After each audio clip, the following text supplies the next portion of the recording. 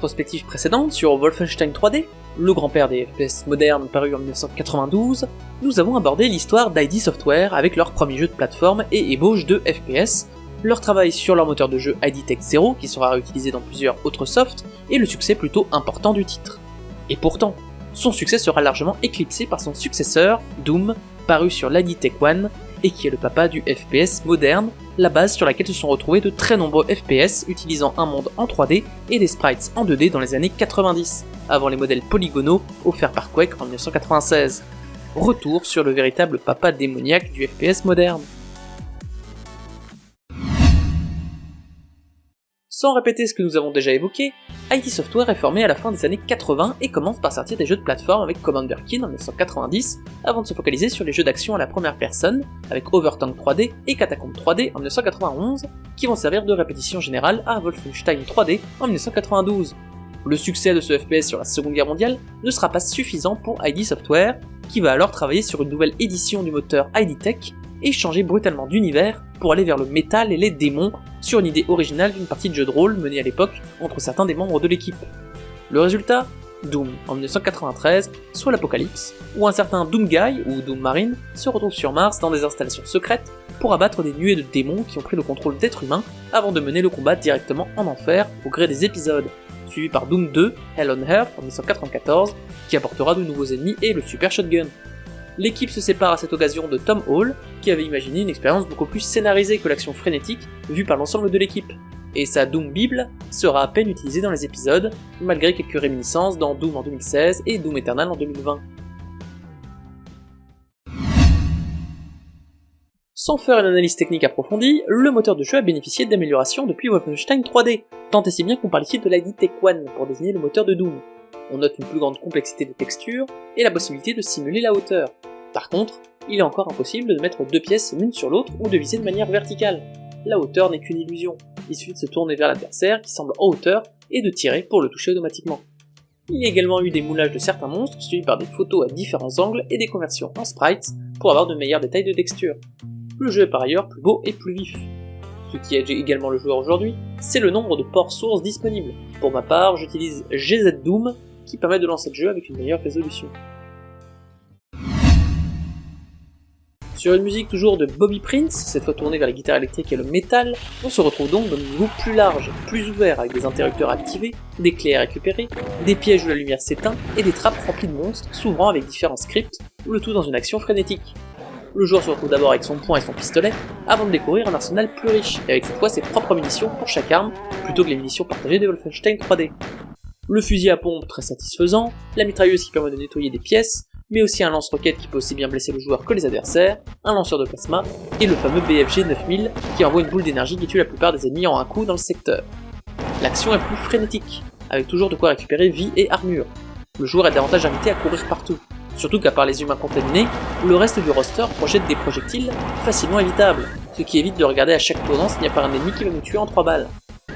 Le roster est composé d'humains contaminés qui utilisent vos armes, de diablotins qui vous jettent des boules de feu, de démons roses qui se jettent sur vous pour vous taper, et de diverses créatures plus imposantes comme de grands taureaux démoniaques qui tapent corps à corps et au tir, des cyberdémons, jusqu'au boss arachnoïde final.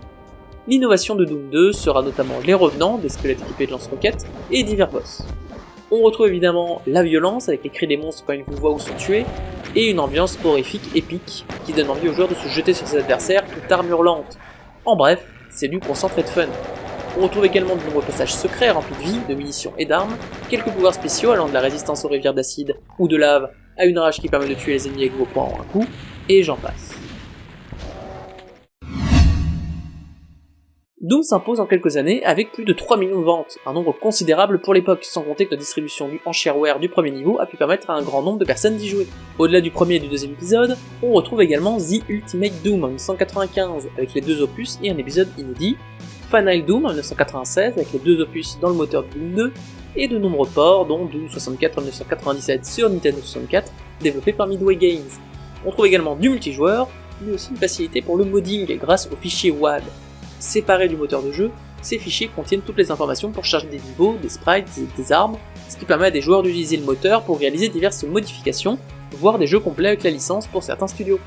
On trouve encore à ce jour des fans qui continuent à modder le jeu, comme Brutal Doom pour encore plus de violence, ou Sonic Roboblast pour jouer le hérisson sauvage.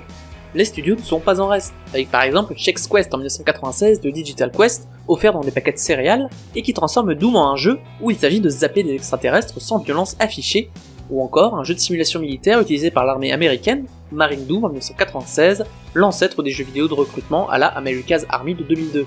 Le reste des FPS des années 90 est souvent qualifié de Doom clone ou de Doom-like. On retrouve ainsi l'utilisation du moteur Aditech One, modifié, avec les softs de Raven Software Heretic en 1994 et Exen en 1995, le moteur maison build d'Apogee Software devenu 3D Realms, avec Duke Nukem 3D en 1996 et Shadow Warrior en 1997, suivi par Blood en 1997 de Monolith Productions, ou encore le moteur Jedi de LucasArts avec Star Wars Dark Forces en 1995. En bref, Doom a marqué encore plus son monde que Wolfenstein 3D. Ce n'est pas un hasard si on a parlé pendant toutes les années 90 de Doom Clone. Le modèle du FPS brutal et nerveux dans un monde en 3 dimensions face aux sprites en 2D s'est maintenu jusqu'à la fin des années 90, même si des softs vont à nouveau révolutionner le FPS. Les polygones et l'accélération 3D d'un Quake en 1996 d'ID Software, ou encore d'Unreal en 1997 d'Epic Mega Games, marqueront une nouvelle évolution dans le FPS, sans parler de la narration d'un Half-Life, le FPS grand spectacle à la Medal of Honor, le FPS tactique à la Delta Force, les shooters en arène à la Unreal Tournament, et j'en passe. Le monde du FPS a décidément toujours de quoi nous surprendre.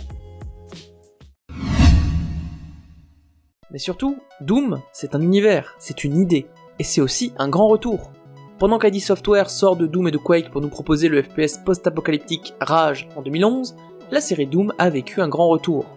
Après Doom 3 en 2004 qui a été une parenthèse horrifique centrée cette fois sur son atmosphère, plus de 10 ans s'écoulent avant qu'en 2016, ID Software retourne enfin à l'origine avec un Doom sur Mars, de la violence décomplexée, une base tentaculaire, tout l'arsenal et le roster des précédents Doom avec quelques ajouts, et les Glory Kills, ces exécutions sommaires rendant une partie de la vie.